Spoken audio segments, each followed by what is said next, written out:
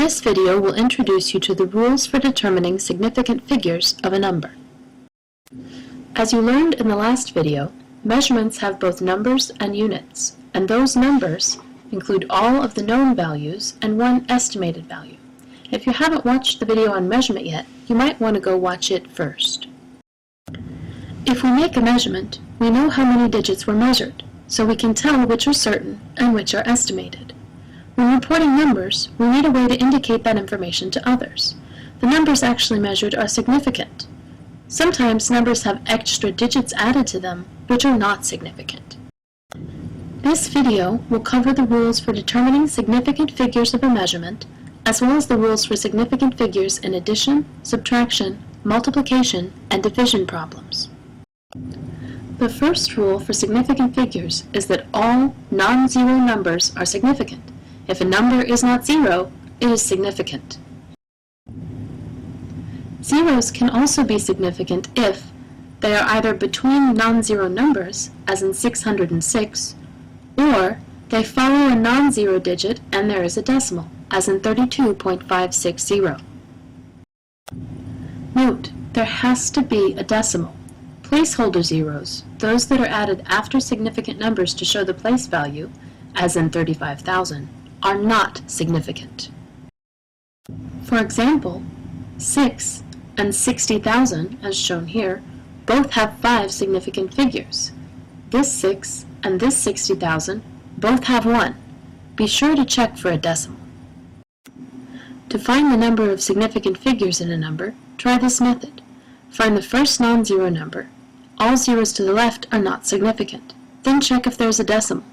If there's not, only count the non-zero numbers. If there is, also count the zeros to the right of the non-zero numbers. For these two numbers, what would be the number of significant figures?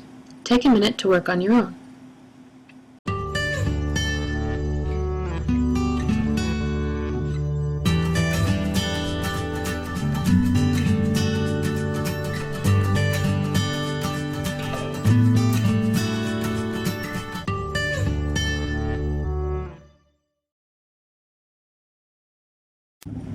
Were you correct?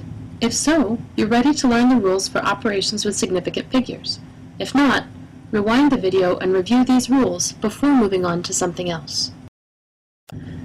When we do mathematical operations, such as add, subtract, multiply, or divide, we have to be careful that the answer reflects the number of significant figures of the least precise measurement.